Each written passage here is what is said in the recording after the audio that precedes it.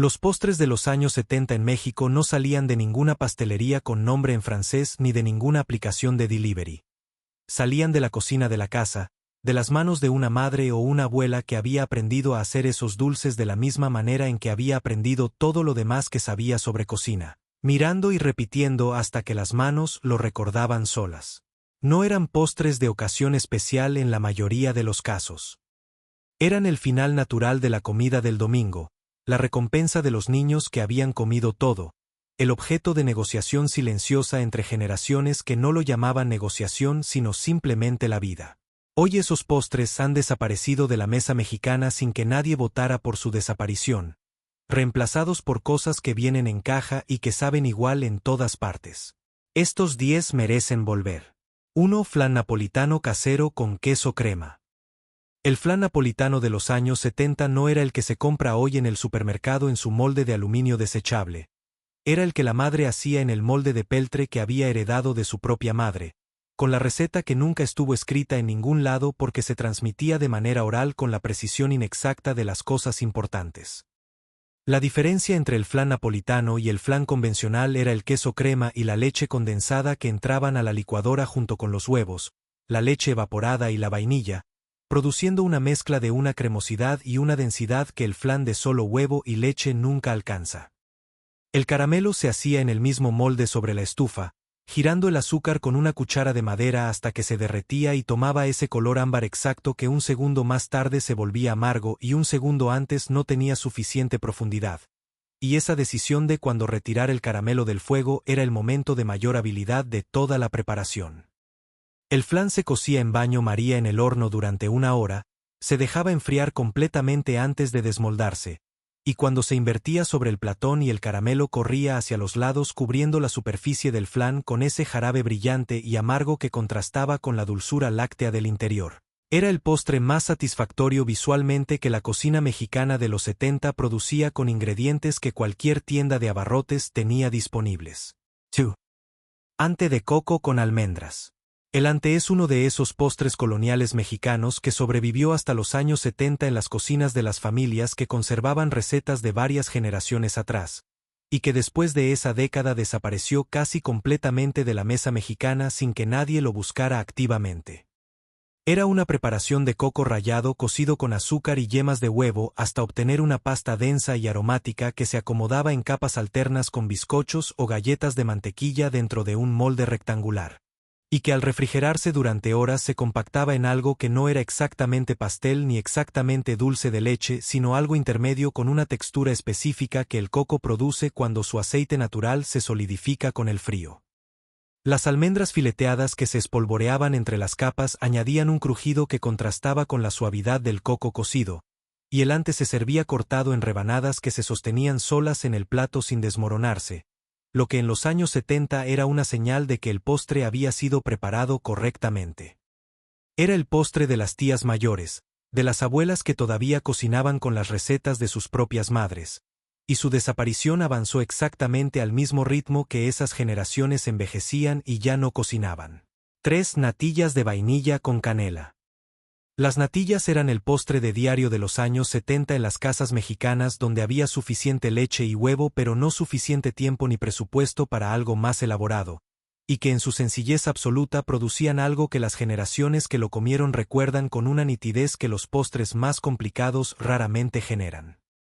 Se hacían disolviendo fécula de maíz en leche fría, añadiendo yemas de huevo batidas con azúcar y vainilla, y cocinando todo a fuego muy bajo sin parar de mover con cuchara de madera durante 10 minutos exactos. En esos 10 minutos en que la mezcla pasaba de líquido a crema espesa con una resistencia creciente que la madre reconocía con el brazo antes de reconocerla con los ojos.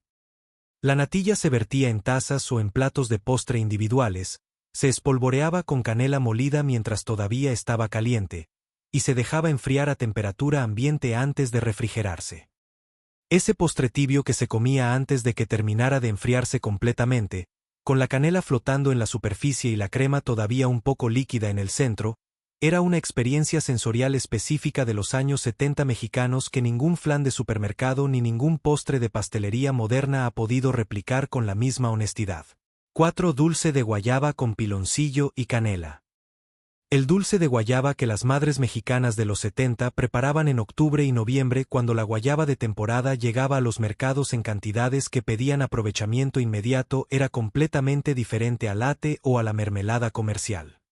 Era algo intermedio, más suave que el latte pero más denso que la mermelada, con trozos de guayaba que conservaban su textura y que en el caldo de piloncillo y canela habían absorbido una dulzura y una profundidad de sabor que la guayaba fresca sola no tiene.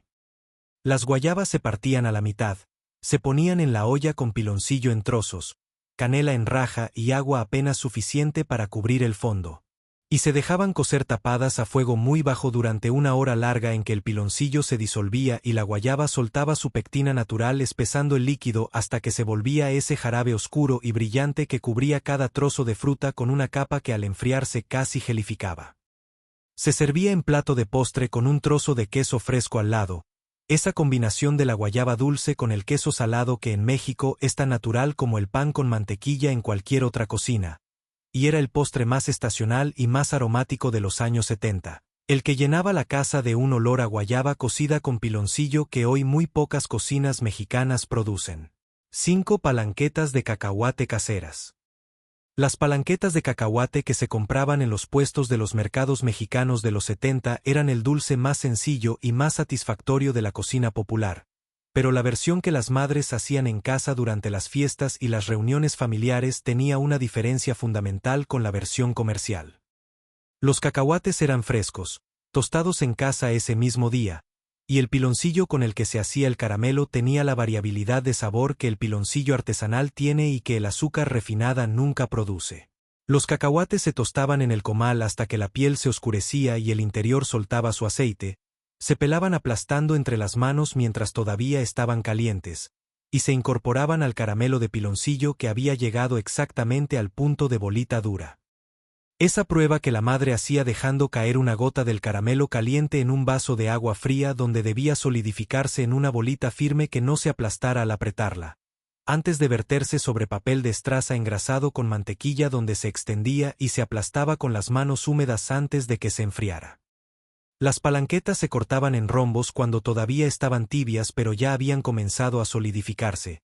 y ese momento de corte era el que definía si quedaban perfectas o se rompían en pedazos irregulares que de todas maneras sabían igual. 6. Bien me sabe de coco. El bien me sabe es un dulce colonial que llegó a México desde las Canarias con los españoles y que en las cocinas del Golfo y del Pacífico mexicano donde el coco era ingrediente cotidiano encontró su mejor versión porque el coco fresco recién rallado tiene una cremosidad y un aroma que el coco deshidratado de bolsa no puede aproximar.